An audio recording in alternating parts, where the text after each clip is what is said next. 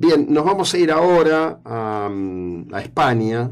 Está en línea Javier Villamor, porque hay un tema bastante increíble. Ustedes saben que todo el proceso catalanista ha tenido y tiene una fuerte impronta anti-española. De hecho, hay una disputa por el tema de la enseñanza. Cuando los primeros argentinos que comenzaron a irse a España en los 90, muchas familias de Mar del Plata que se fueron, y el comentario que más recibía yo era lo que le costaba a los chicos engancharse en la escuela. Así me llama la atención, claro.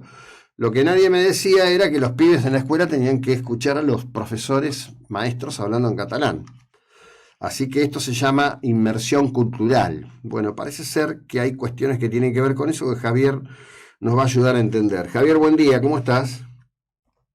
Muy buenos días, buenas tardes desde España. Gracias Bueno, por la invitación. no, por favor. ¿Cómo es esto de que la Generalitat va a incorporar o acordar con la Liga Árabe la enseñanza del idioma árabe en un mismo escenario en donde cada día reprime más la enseñanza y el parlatorio en español, ¿no?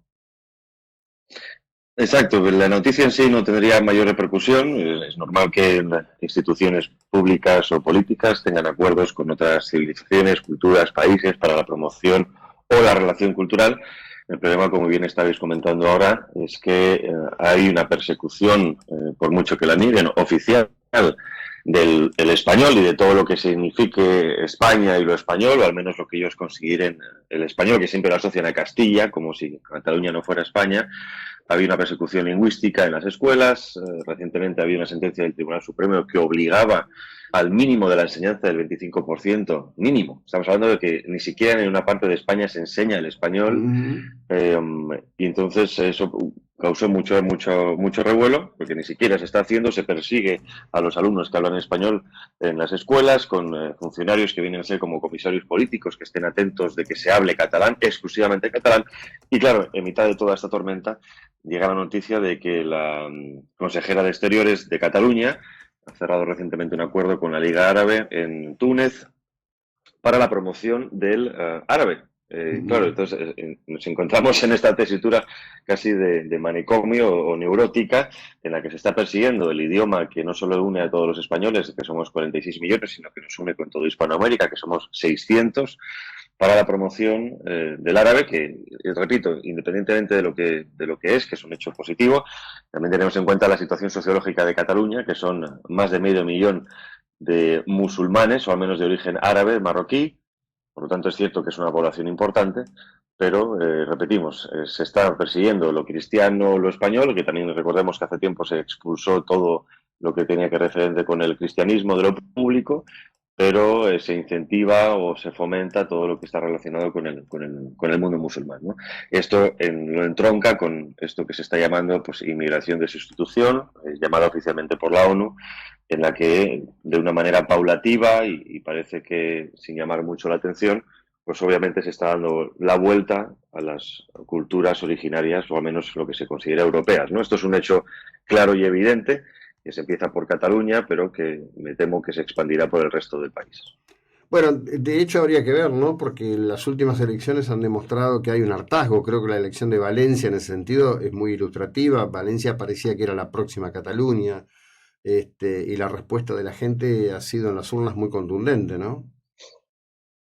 Sí, exacto. Hay que entender también que, claro, Cataluña no es solo una región, hay un catalanismo Ujú. expansivo, lo que ellos llaman los països catalans, los países catalanes, que obviamente se expande por las regiones cercanas. Hablamos de las Islas Baleares, donde se habla un dialecto, por así decirlo, del catalán, que es el mallorquín. Se habla también en Valencia, que es el valenciano. Ellos dirán lenguas, pero al fin y al cabo no son dialectos. También, también se está expandiendo por la parte de Aragón, que no hablan ningún dialecto, no Ujú. tienen otro idioma más que el español, pero hay una política expansiva, digamos, cultural. Y es cierto que esto ha generado muchísimos problemas porque se estaba eliminando o se estaba erosionando el derecho de los padres y de los alumnos, al fin y al cabo, de aprender en los dos idiomas o en el que los padres prefirieran. Y por la parte política se imponía, en este caso, exclusivamente o, digamos, de manera favorecida el idioma local, que repito, Ujú. no es un problema. En España tenemos muchos dialectos, muchos idiomas. No es un problema el hablar esos dialectos, porque esto obviamente esta gente lo utiliza esto para manipularlo. No es un problema tener otros idiomas, al revés, te enriquece, cualquier persona que sea bilingüe, Ujú. obviamente enriquece.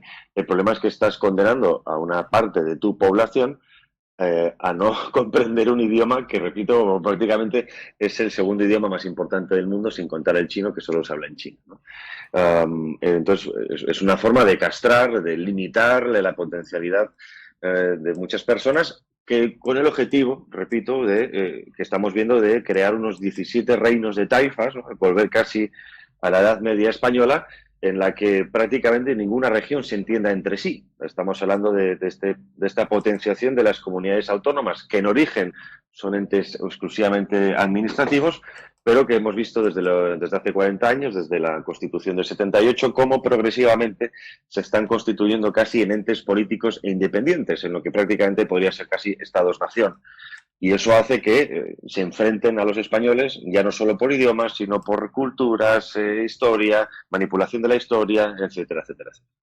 Claro, la verdad que es muy desafortunado todo lo que ocurre allí, ¿no? Que gozó durante mucho tiempo casi de la indiferencia de los poderes centrales. Cuando no connivencia, porque el Claro. problema del régimen español es que los grandes partidos, hablamos del Partido Popular y el Partido Socialista, los principales del bipartidismo actual, están obligados prácticamente por la ley electoral y la ley DONT a pactar con partidos regionalistas. Hay una clara descompensación en representación en el Parlamento entre los partidos generalistas o los partidos nacionales con los partidos regionalistas. Por poner un ejemplo, perdón, hace unos años, cuando estaba UPyD de Rosa Díez en el Parlamento, una antigua socialista de toda la vida, su partido tuvo 500.000 votos y solo tuvo un escaño, el de Rosa Díez, y en cambio, por ejemplo, un partido regionalista abiertamente antiespañol, como es el Partido Nacionalista Vasco, tuvo 120.000 votos y tuvo 10 escaños.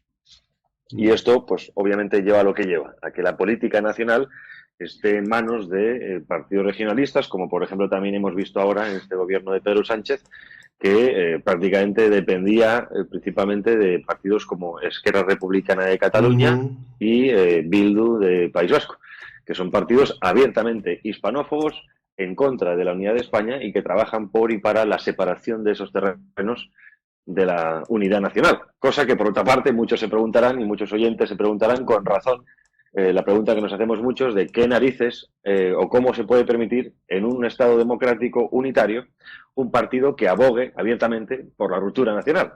Pero bueno, eso ya me parece que es debate para otro momento. Sí, bueno, creo que está muy vinculado. Hace no demasiado tiempo yo conversé con una escritora catalana que forma parte de Sociedad Civil Catalana y cuando hizo algunas definiciones le pregunté qué era lo que estaba cambiando y dijo ya no tenemos miedo a que nos digan fachas, ¿no? Me parece que tanto en el País Vasco como en este caso de Cataluña han jugado mucho a eso de que bueno, la opresión de Franco, el régimen de Franco y que todo el que se coloca del lado de pedir una España unida en torno del criterio de un reino de España es un facha, ¿no? Me parece que eso en las generaciones nuevas difícilmente Sí, prenda del mismo modo, ¿no? allí en Argentina, si no me equivoco, lo llamáis fachos, ¿no? Sí, sí. Eh, sí, es una manipulación, bueno, obviamente es para simplificar el relato político. Primero porque es falso que, por ejemplo, durante Franco, el régimen de Franco, se persiguiera las lenguas regionales. Lo que estaban prohibidos eran en el uso de la administración pública, cosa que, Mm. por otro lado, tiene todo el sentido del mundo, ¿no? Para entenderse todo el mundo y facilitar los procesos burocráticos, se utiliza la lengua que todo el mundo conoce, que es el español. Pero luego, a nivel regional, tanto en medios de comunicación o incluso en obras culturales, se usaba y se ha seguido usando siempre los idiomas locales sin ningún problema, ¿no?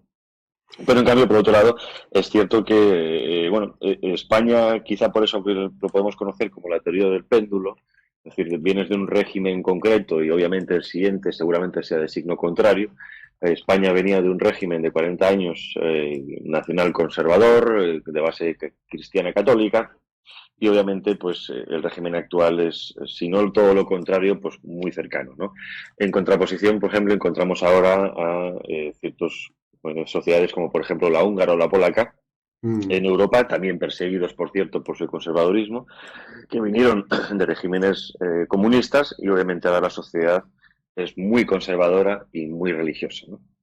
El Sí, problema, repito, en España ya no es solo eso, sino que se simplifica el hecho de que todo lo que suene a patriota español es directamente fascista, ¿no? Porque dicen que todo esto, como Franco usó esos símbolos, pues todo aquel que use esos símbolos o se sienta orgulloso de ellos es directamente un fascista. Siendo lo curioso que aquí se dicen que los que defienden la democracia son los comunistas, ¿no? Otra tergiversación histórica, porque sí. cualquiera que bucee un poco en la historia española de principios del siglo XX se dará cuenta de que en la República los demócratas eran principalmente los conservadores, que fueron justo los que pidieron el voto para la mujer en contraposición de los de izquierdas que no querían que votaran porque sabían que iban a votar conservador, ¿no? En fin, nos encontramos en una distopía política histórica que en la que como periodista es muy cansino estar Mm. todo el tiempo, tener que ir rectificando la historia y explicando y haciendo, bueno, y enseñar a la gente a lo que realmente son las cosas.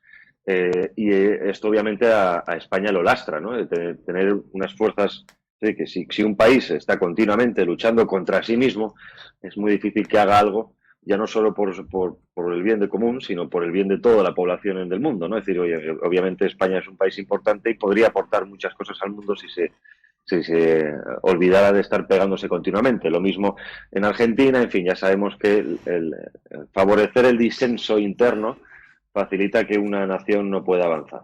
Sí, bueno, estamos más en espejo de lo que a veces puede creerse. Te agradezco muchísimo, Javier. Buen fin de semana, muy amable. Gracias. A vosotros, muchísimas gracias por la invitación. Buen fin de Bueno, semana. Javier Llamor, periodista español, y esto, insisto mucho, ¿no? Este, sociedades que están en espejo, pero la, la vuelta está en el inicio, pero